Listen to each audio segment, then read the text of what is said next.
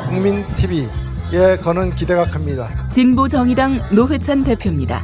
원래 저는 이 자리에 오기 전까지 TV라 그러면 텔레비전의 약자로 생각했는데 TV가 태권부의 약자구나. 예, 국민을 지켜주는 태권부의로 거듭나시기 바랍니다. 축하드립니다. 태권부의 국민TV, 세상을 정의롭게 만들겠습니다. 미디어 협동조합 국민TV 조합원 가입으로 동참해주세요.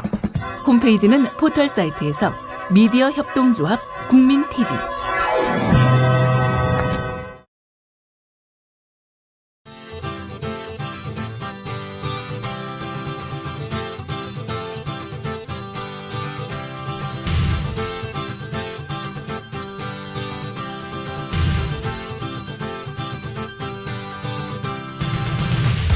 (50을) 훌쩍 넘어도 바뀌지 않는 경상도 사투리. 어떻게 하나 생겨먹은 게 이런데. 투박한 어투에 육두문자 좀 섞어도 양심 많은 반듯하다 자부한다. 정치평론가 서영석의 좌충우돌 사설과 칼럼 비평. 당신의 공감을 기다린다. 서영석의 라디오 비평.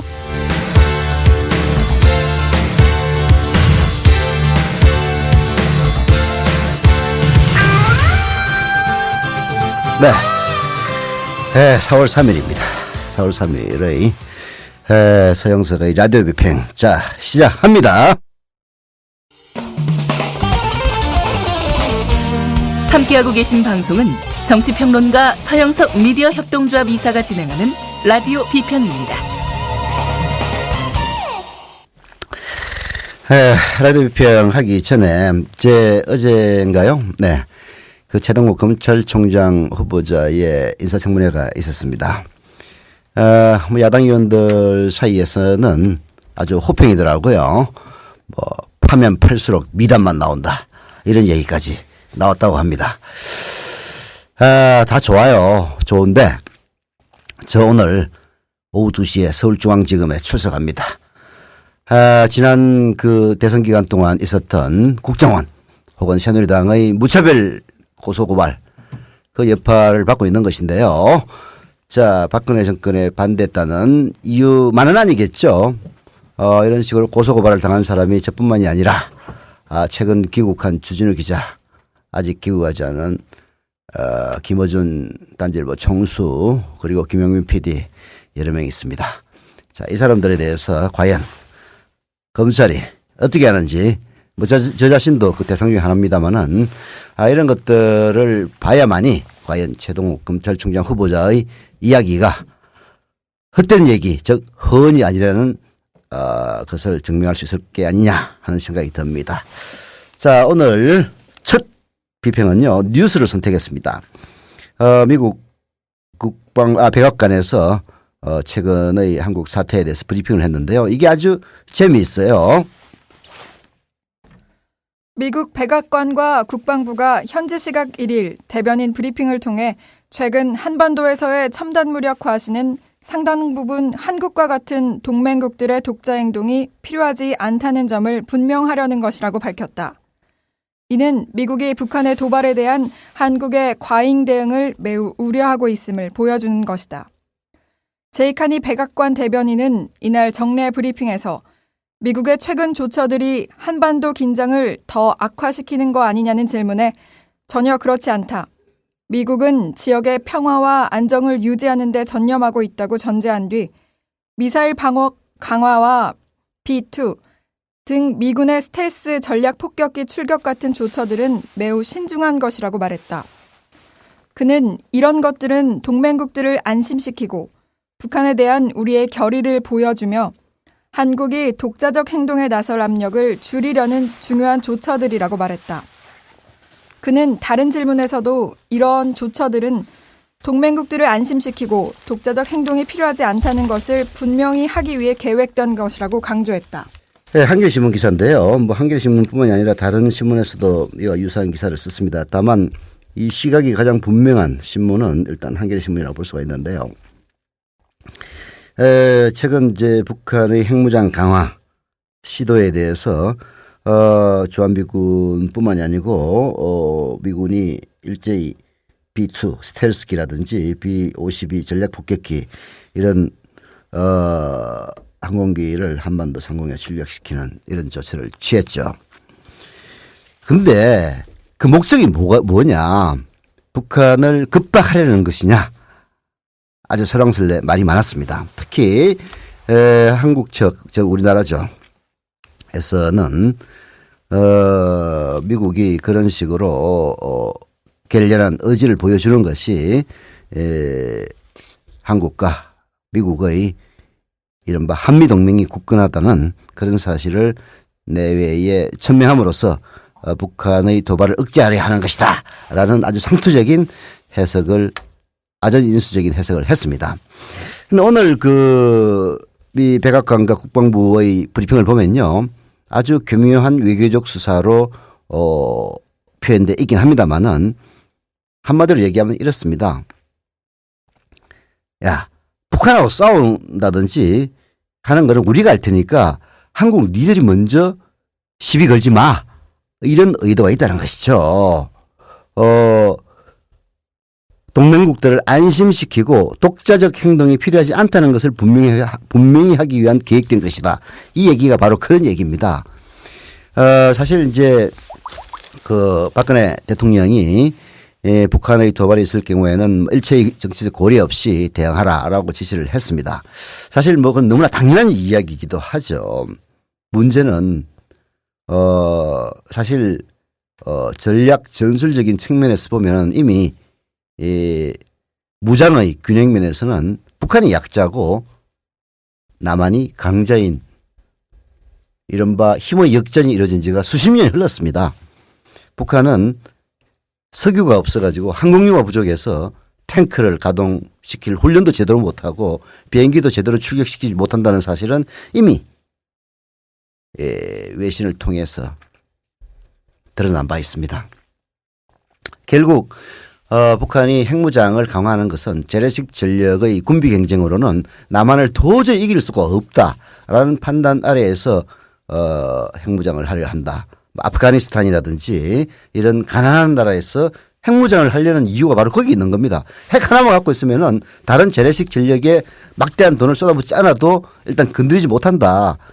이제 이런 의도로 보이긴 하는데요. 그러나 우리 바로 머리 위에 핵을 안고 있는 예측 불허의 정권이 있다는 것 자체는 대단히 불안한 거죠. 이런 사태에 대해서 대응하는 방식이 박근혜 정권의 대응 방식이 이명박보다도 더 호전적일 수도 있다.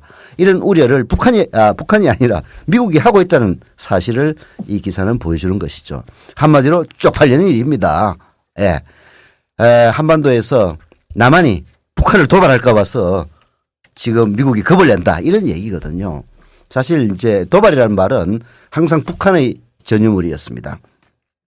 남한은 방어적이었고요. 그러나 이미 재래식 전력의 균형이 남북 간의 군사력 균형이 역전된 이상 북한으로서는 남한이 도발한다고 걱정할 충분한 근거는 있습니다. 왜? 우리가 더 힘이 세니까. 그런 걱정을 북한만 한다면은 북한이 약자니까 그럴 수 있으려니 하겠지만요. 우리 동맹국 특히 이명박 정권과 박근혜 정권이 가장 든든한 우군이라고 스스로만 생각하고 있는 미국 측이 남한의 도발을 걱정하고 있다는 사실, 이거 정말 창피한 일이기도 합니다. 자, 이 기사의 마지막 부분을 한번 읽어드리죠. 예. 청와대 고위 관계자는 미 백악관과 국방부 대변인의 공개 언급에 대해 한국이 혼자가 아니고 미국이 함께 행동한다는 걸 보여준다는 취지라고 전혀 다르게 해석했다. 한편 카니 대변인은 북한군의 동향과 관련해선 북한의 군사 태세에서 대규모 동원이나 군 재배치 같은 변화를 발견할 수 없다. 북한의 언사를 뒷받침할 행동을 보지 못했고 중대한 변화는 감지되지 않았다며 이는 주목할 만한 중요한 문제로 이런 언행 불일치는 전문가의 분석이 필요하다고 밝혔다. 네, 쉬운 말을 매우 어렵게 하는 게 외교적인 수사입니다. 쉽게 얘기해서 북한이 뻥치고 있다 이런 얘기예요. 북한이 남한을 불바다로 만들겠다는 그런 취지의 발언을 하고는 있습니다만은, 그러나 그러한 행동을 뒷받침할 만한 군사적인 징후는 전혀 없다는 얘기예요. 그렇게 하려면은 불바다를 만들려면은 뭘 쏘든지 뭐 병력을 휴전선에 집결을 한다든지 이런 뭔가가 있어야 될 것 아닙니까? 그게 이제 전쟁의 징후라고 우리가 보는 거거든요.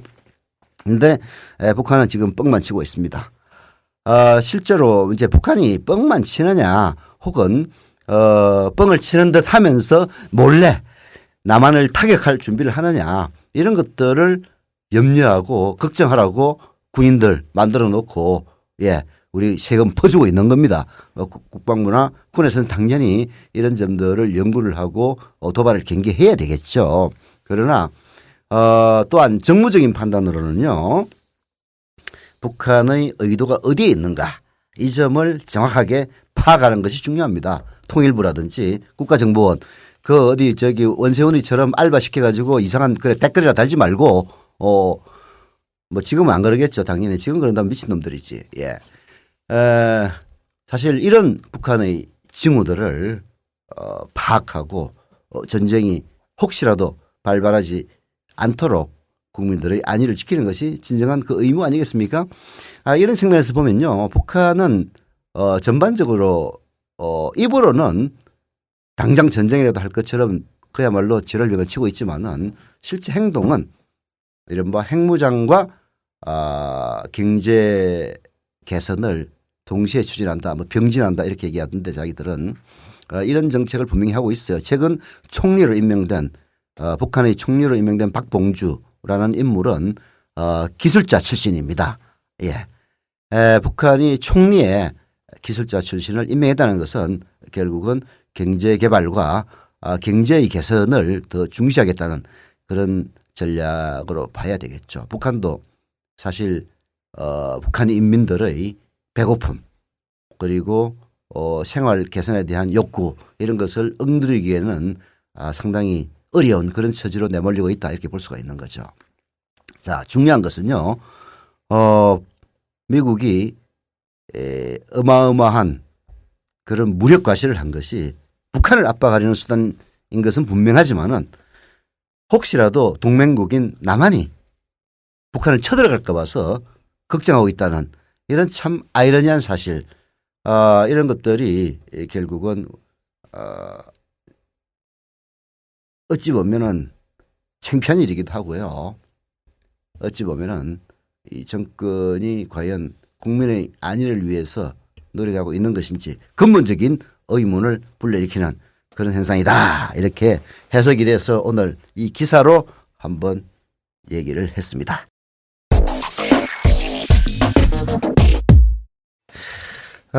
오늘 라디오 비평 두 번째는요. 이 편의점에 대한 겁니다. 사실 아마 우리 청취자 여러분들도 길을 가다 보면은 사방에 편의점들이 있다는 것을 느끼실 겁니다. 뭐 편의점 많으면은 소비자인 저희들은 편하죠. 근데 문제는 이 편의점이 은퇴자들 혹은 최근에는 젊은이들의 창업과 관련해서 이게 쉬워요. 쉽게 얘기해서 편의점 하나 내놓으면은 관리가 굉장히 쉽습니다. 그래서 돈 들여가지고 재벌과 계약을 해서 편의점을 많이 내는데 이게 그야말로 상도위를 무시한 그런 식으로 마구잡이로 허가를 해주다 보니까 이것 때문에 피해를 입는 사람들이 아주 속출하고 있습니다. 특히 재벌하고 불평등 계약을 잘못해가지고요. 지금 뭐 아주 사회 문제가 되고 있는데요. 오늘 한겨레신문이 사설로 이 문제를 짚었습니다. 제목은 재벌 편의점의 약탈적 계약 바로잡아야입니다. 편의점 점주들이 어제 국회에서 쏟아낸 피해 사례를 보면 대기업들이 저렇게까지 서민의 등골을 빼먹을 수 있을까 믿기지 않을 정도다. 한 달에 몇백만 원 수익이 보장된다는 장밋빛 약속을 믿고 편의점을 개설했는데 정작 월세와 인건비 내기도 벅차다는 하소연이 터져나왔다. 몸이 아파 새벽 시간에 잠시 문을 닫았다는 이유로 계약 해지를 당한 경우도 있었다. 폐점을 하려 해도 위약금이 무서워 그만둘 수도 없다니 현대판 소작제가 따로 없다. 공정거래위원회가 뒤늦게 실태조사를 벌이고 있다는데 그동안 이 지경이 되도록 뭘 하고 있었나 한심하기 그지없다. 네. 그게 이제 사실 뭐 당신이 잘못 계약해 놓고 지금 와서 무슨 소리냐. 막 이런 식으로 얘기할 수도 있어요. 근데 문제는, 편의점의 말하자면은 말단에 있는 사람은 평범한 개인이고 그 편의점 체인을 갖고 있는 그 측은 바로 재벌이라는 데 문제가 있는 거죠. 재벌들 아주 교묘하게 계약을 합니다. 단서 조항이 어디 있는지 잘 쳐다보지도 않을 구석구석마다 그 개인에게 불리한 조항을 집어넣어요. 편의점만 하면은 한 달에 수백만 원씩 벌 줄 알고 계약을 합니다. 근데 바로 코앞에 B 재벌, 자기는 A 재벌과 계약을 했는데 바로 코앞에 B 재벌의 편의점이 생기는 것까지는 참을 수가 있어요. 그러나 반경 뭐 250m 이내에는 동종의 같은 그 편의점을 내면 안 되는데 100m 근방에 또 허가를 해 줍니다. 그 이유가 어디에 있느냐. 편의점이 많든 말든 편의점의 숫자가 늘어야만이 그 재벌이 배를 불리는 그런 구조에 있기 때문이죠. 자, 보실까요? 이렇게 마구제비로 가맹점을 늘리다 보니까 가맹점의 평균 연매출이 2008년에는 5억 몇천만 원 하다가요. 3년 뒤인 2011년에는 4억 8천만 원으로 아주 뭐 5천만 원 가까이 줄었습니다. 반면에 CEO라든지 GS25 이런 편의점을 갖고 있는 재벌들의 순이익은요. 무려 4배 가까이 늘었어요. 이게 뭘 얘기하겠습니까? 결국은 퇴직자라든지 혹은 젊은 창업자들을 대상으로 편의점을 있는 대로 늘려가지고 그 등고를 빼서 재벌들이 배를 불린다. 이게 다름이 아닌 거죠. 강요된 계약이 아니라고 하지만 대기업들이 자영업자들의 절박한 처지를 이용해 우월적 지위를 남용하고 있는 것이다. 계약 내용이 약탈적이라고 할 만큼 불공정한 게 이를 반증한다. 가맹점과 직영점수, 가맹점 사업자의 매출 현황 등이 담긴 정보 공개서를 사전에 제공하도록 되어 있지만 대부분 이를 위반하고 허위 과장 정보를 주기 일쑤라고 한다. 운영 과정에서의 불공정은 더 심하다. 그날 번 돈을 모두 보내야 하고 보내지 못하면 높은 이자를 물어야 하는 일매출 송금제. 몸이 아파도 문을 닫아서는 안 되는 24시간 의무 영업 등이 대표적이다. 거기에다가 5년 계약 기간을 채우지 않고 폐점을 하면 막대한 해지 위약금을 물어야 한다. 공정위가 모른 채 할 일이 아니다. 가불관계의 불공정을 바로잡는 것이 경제 민주화다. 과장 정보에 대해 징벌적 손해배상 제도를 도입하고 위약금 조항을 개선하는 쪽으로 대기업의 우월적 지위 남용을 규제해야 한다. 네. 옛날에는 말이죠. 편의점 하나 갖고 있으면은 청년재벌 소리 들었습니다. 근데 요즘은 하도 이제 편의점들이 많이 생기다 보니까 이런 현상이 빚어지는 것인데요. 여기에는 재벌 편의점을 운영하고 있는 재벌들의 욕심이 가장 큰 이유입니다. 아까도 얘기했다시피 그날의 매출을 그날 송금하지 않고 그 다음날 송금을 하면요. 고율의 이자를 무는 그런 제도. 이건 전적으로 재벌에게 유리한 제도입니다. 또 24시간 영업을 하게 계약서에 집어넣고 그 어딘가 어제 뭐 뉴스도 나왔습니다마는 어떤 분 뭐 어디 뭐 무슨 지병을 앓고 있는 분이 매출이 줄어드니까 바로 코앞에 경쟁사가 생기고 근처에 같은 프랜차이즈점이 생기고 하다 보니까 매출이 줄어들 것 아닙니까? 심야에는 알바를 써요. 그 알바의 시간 수당도 낮아서 최저임금이 뭐니 하는 그런 판인데 점주 입장에서는 심야에 알바를 쓰면은 또 돈 나갑니다. 그러니까 24시간 영업을 하려는데 벌어들이는 수익은 없으니까 자기가 하는 수밖에 없는 거예요. 그런데 이제 뭐 건강한 사람이야 상관이 없습니다만은 몸에 병이라도 있으면은 그 약속을 이행을 못할 수가 있는 거죠. 그래서 계약 불이행이다 해가지고 뭐 어쩌고 저쩌고 또 중간에 또 그만두려고 하면요. 위약금을 또 물어야 돼요. 이게 전부 합치면 뭐 수천만 원대에 달하는 거 아닙니까? 그래서 잘못 편의점 하려 뛰어들었다가 완전히 개피 보고 이러지도 못하고 저러지도 못하는 그런 편의점 점주들이 아주 널려 있다고 합니다. 그래서 어제 국회에서 청문회가 아니지 뭐 공청회 같은 걸 했을 때 편의점 점주들이 와가지고 이런 참 우리가 사실 솔직히 얘기해서 편의점 정도 하나 갖고 있다면은 돈 많은 사람 이런 인식을 하는 게 이 보편적인 시각 아니었습니까? 그런데 그 편의점도 재벌들의 그 약탈적인 이윤 극대화를 위한 그 욕망이 개인을 그야말로 나락으로 빠뜨리는 그런 일들이 비일비재하게 일어나고 있다. 이런 얘기입니다. 결국은 이런 문제를 해결할 수 있는 길은요. 공정거래위원회에서 재벌에게 엄격한 잣대를 들이대서 규제를 하면 됩니다.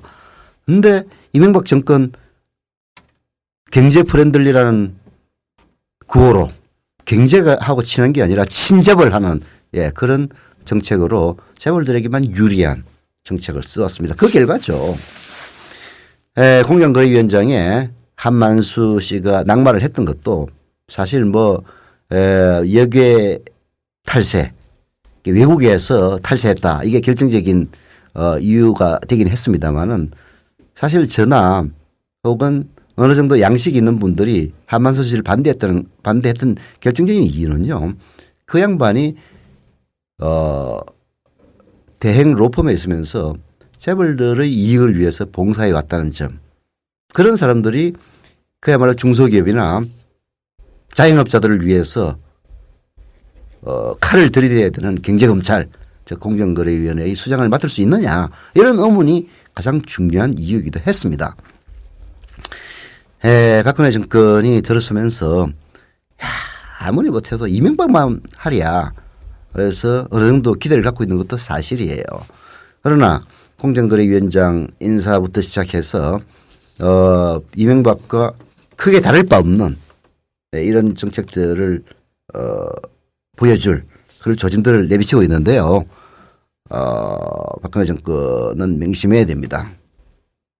한 방에 훅 가요. 지금 지지도가 40%까지 떨어졌다고 하지 않습니까? 역대 어느 정권이 출범 6개월도 되지 않아서 이런 식으로 지지도가 추락하는 그런 일이 있었습니까? 그럴수록 반대파를 포용하고 자기가 비록 탐욕적인 보수의 지지에 의해서 대통령이 되고 건재에 오르긴 했습니다마는 이제부터라도 그야말로 100%를 위한 혹은 소외받는 사람들을 위한 그런 정치를 펴지 않으면은 바로 국민의 응징이 따를 겁니다. 그 점을 명심해야 될 것 같네요.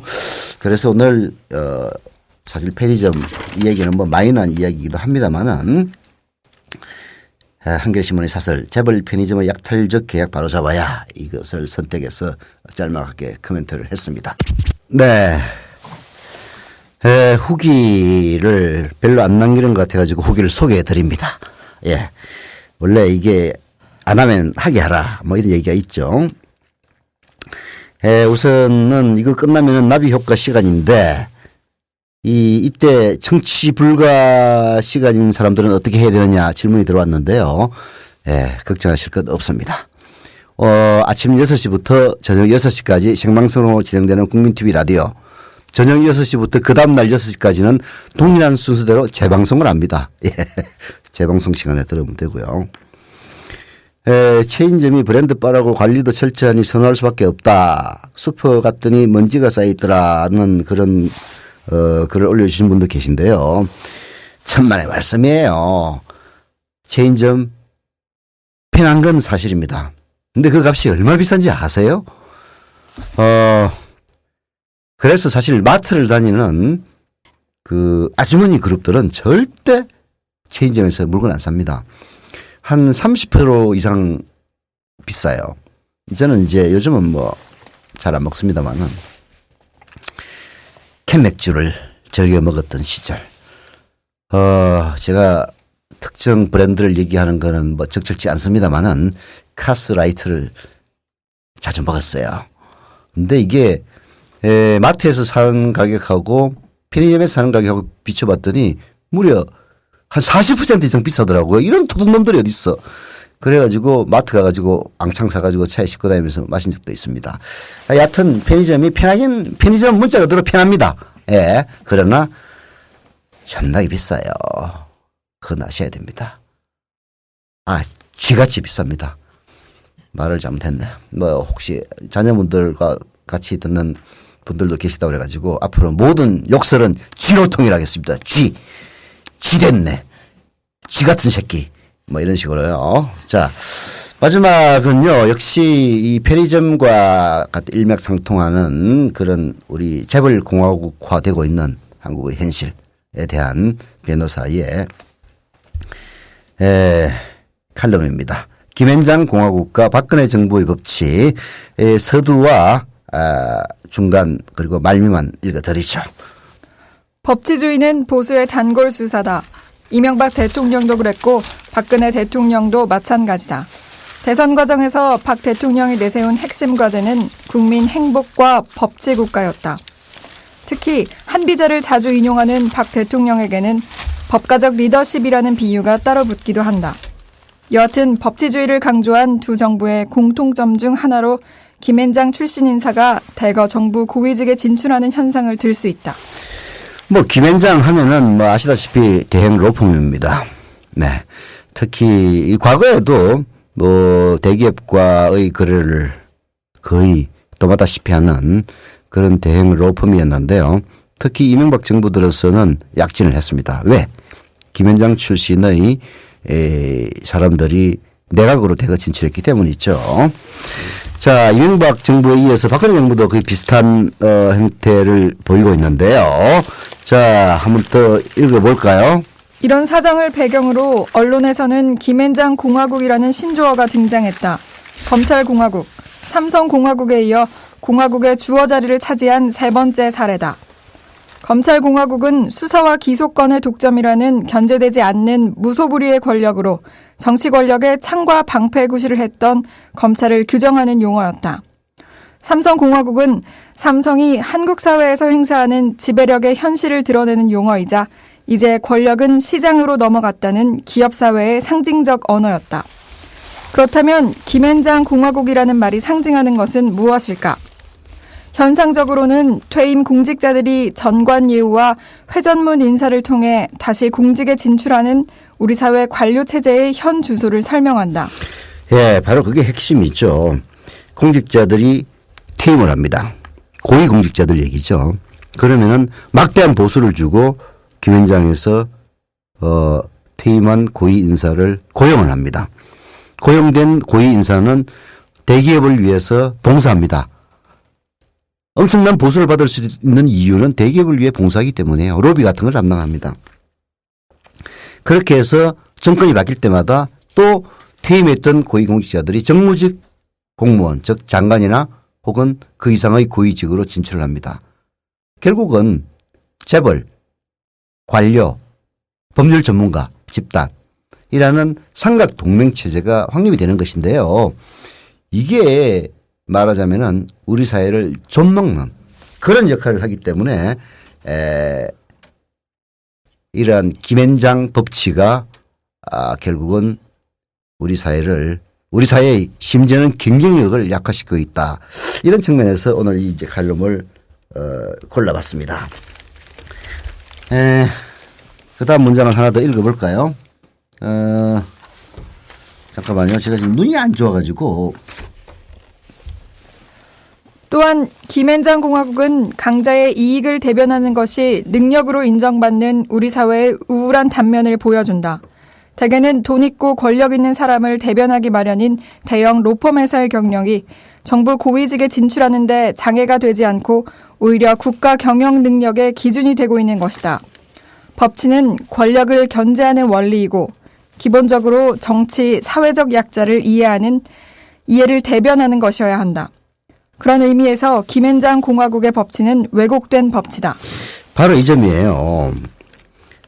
대형 로펌이라는 것은 결국은 대기업의 이익을 위해서 봉사를 하는 건데 심지어는 공정거래위원장에도 이런 대형 로펌에 수십 년간 봉사했던 사람이 이 박근혜 정권의 공정거래위원장 후보로 올라올 수 있다는 거. 이게 결국은 말하자면 김현장식 법치가 법을 이용해서 서민들을 억압하는 수단으로 가는 것이 아니냐 이런 우려를 낳고 있다는 것이죠. 이 칼럼의 말미에서 이런 이야기를 합니다. 한비자의 법가와 법치는 기본적으로 관료들을 견제하는 기술이었다.